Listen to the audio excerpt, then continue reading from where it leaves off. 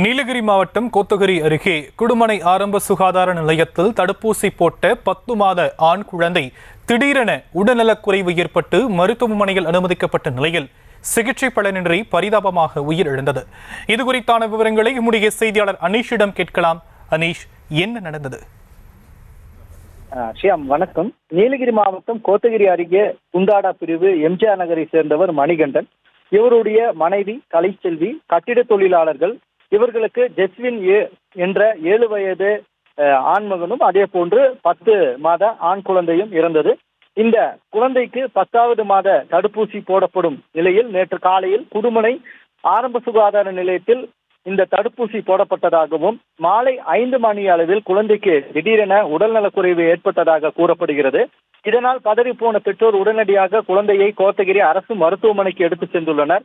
அங்கு முதலுதவி சிகிச்சை அளித்த உதகை அரசு மருத்துவமனைக்கு குழந்தையை கொண்டு சென்றதாக கூறப்படுகிறது. அங்கு அனுமதிக்கப்பட்ட சில நிமிடங்களில் சிகிச்சை பலனின்றி குழந்தை இறந்தது. பின்னர் குழந்தையின் உடல் பிரேத பரிசோதனைக்கு அனுப்பப்பட்டது. இது குறித்து கோத்தகிரி போலீசார் தற்பொழுது விசாரணை நடத்தி வருகின்றனர். மேலும் இது குறித்து சுகாதாரத்துறை அதிகாரிகளும் விசாரணை நடத்தி வருகின்றனர். தற்பொழுது உடற்கூறு ஆய்வுக்கு அனுப்பப்பட்டுள்ள நிலையில் உடற்கூறு முடிவுகள் வந்த பிறகு குழந்தையின் மரணத்துக்கு என்ன காரணம் என தெரிய வரும் என கூறப்படுகிறது. ஷியாம்,